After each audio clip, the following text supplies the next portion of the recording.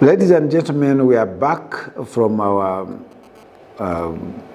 short break, and I believe that you still remember that we are talking about the theories that underpin agroecology.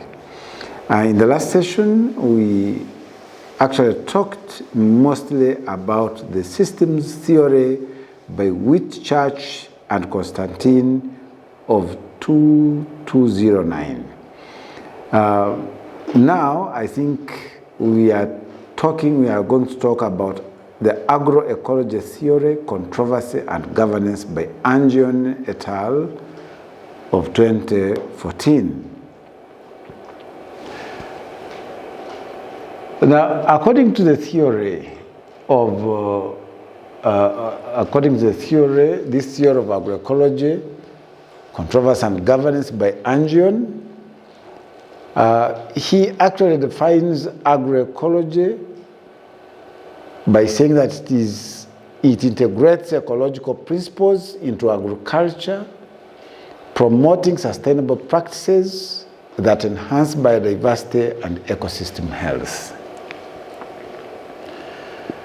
And he brings out the key principles, which include promoting crop diversity, maintaining soil health to reduce chemical inputs, and valuing local knowledge in farming practices. When he talks about controversy, he actually tries to bring out the ongoing debate about the definition of agroecology, leading to varied interpretations and conflicts with conventional industrial agriculture. Actually, there are so many definitions of agroecology, which have actually caused a lot of misinterpretation or failure to understand agroecology properly, and it has even sometimes caused conflict with conventional industrial agriculture. In this theory, Angion actually talks about government policies and funding, where government actually prioritizes industrial agriculture, creating challenges for the adoption of agroecological practices. Most governments will actually fund areas of conventional agriculture. They don't actually prioritize agroecology. In this theory, governance is actually also discussed. Effective governance requires the involvement of farmers, researchers, policymakers, and communities to ensure diverse perspectives are considered.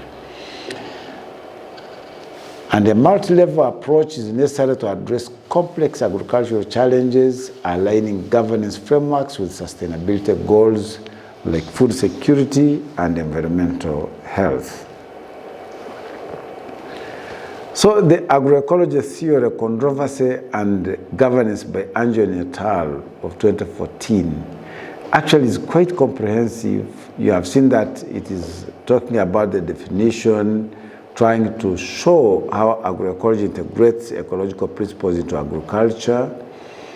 It talks about the core principles, the controversy involved in agroecology and the conventional industrial agriculture, the government policies and funding, which actually don't quite favor agroecology. They are more inclined to industrial agriculture, and effective governance that is required to involve all farmers, researchers, and policymakers, and the multi-level approach that is necessary to address complex agricultural challenges. That is all about the agroecology theory, controversy, and governance by Angion et al.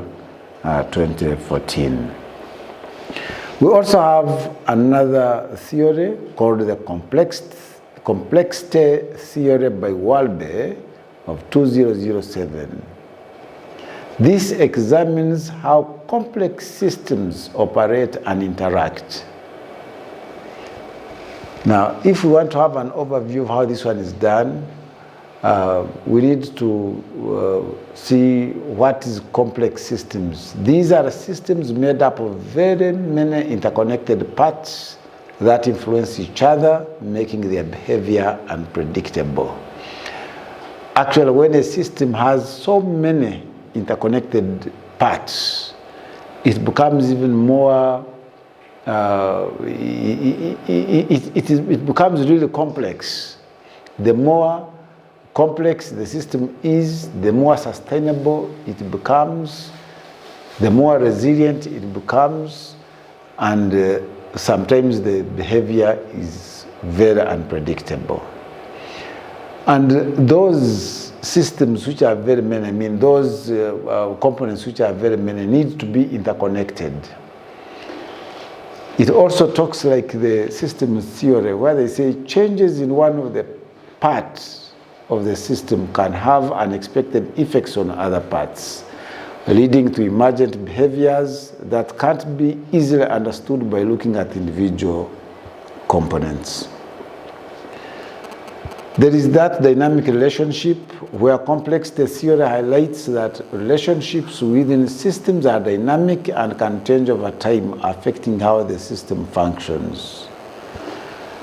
About non-linearity, the interactions in complex systems are often non-linear, meaning small changes can lead to large impacts and vice versa. Adaptation also appears here, and it says complex systems can adapt to new conditions, which is essential for their survival and evolution. Understanding complexity is crucial for governance, as it requires flexible and adaptive approaches to manage unpredictable outcome effectively. Now, we have looked at these very important theories that underpin agroecology. I think it is also very important that we see how are they different, what distinguishes the three theories that we have mentioned. For instance, we mentioned the systems theory, and we find that the systems theory emphasizes understanding interactions with complex agricultural systems. Here, it is the understanding. We need to understand the interactions with complex agricultural systems. That is what the systems theory is mostly about. When we go to that, the agroecological principles, this one focuses on applying ecological knowledge to improve farming practices. So this is for applying this application, practical. How do you apply the ecological knowledge to improve farming practices? That theory is mostly focusing on that. Governance in agroecology addresses the structural and participatory aspects necessary for implementing agroecological practices effectively. So governance is actually on the structural and participatory aspects which are necessary for implementing agroecological practices. So in summary, each theory contributes to a broader understanding of agroecology. Each of them are very important in making someone understand agroecology, but they understand that one, or they contribute from a different perspective. But all of them focusing on systems, principles, and governance, respectively.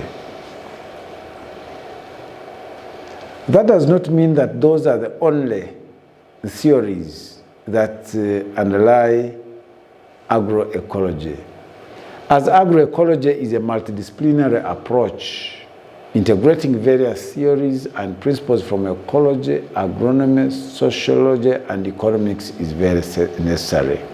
We have the ecological theory, which focuses on the interactions between organisms and their environments, emphasizing biodiversity and ecosystem services. We have the sustainable development theory, which emphasizes the need for agricultural practices that support ecological health, social equity, and economic viability. We have the social justice theory, which addresses issues of equity, power dynamics, and the rights of marginalized communities in agricultural practices.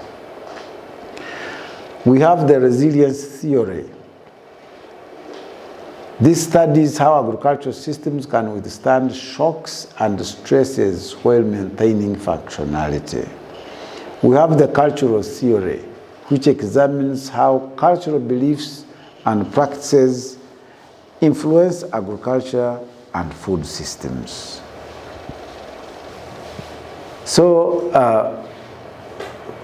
in a nutshell, there are quite a number of theories that are very relevant to agroecology. And to begin with, we actually talked about the systems theory by Whitchurch and Constantine of 2009, which actually mostly talks about systems thinking and tries to enhance the understanding of the agroecology system using the systems thinking. We talked about agroecology theory, controversy and governance by Angel et al. Of 2014, actually, which is mostly focusing on the applicability of agroecology, where you have to use agroecology principles.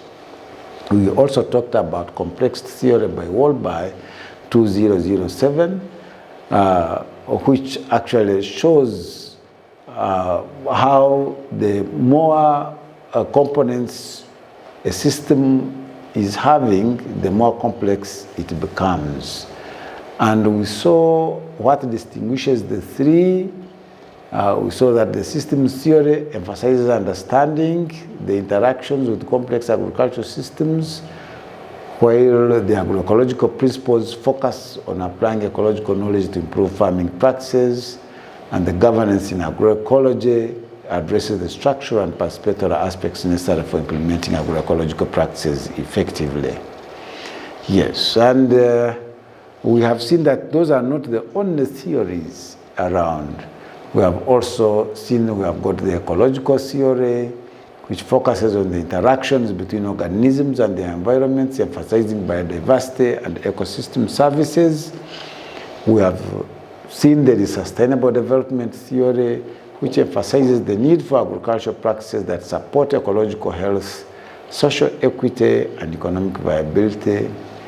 We also saw social justice theory, which addresses issues of equity, power dynamics, and the rights of marginalized communities in agricultural practices.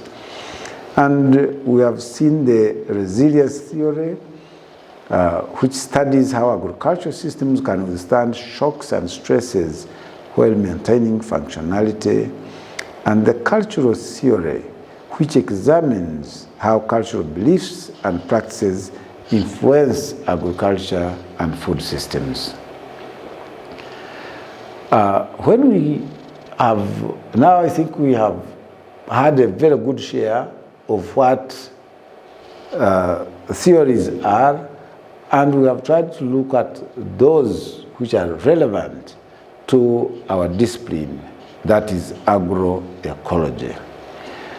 Like in any arena or in anything you do, if you go to a different area from where you are born, it is very, very important to learn the language of that place you have gone to.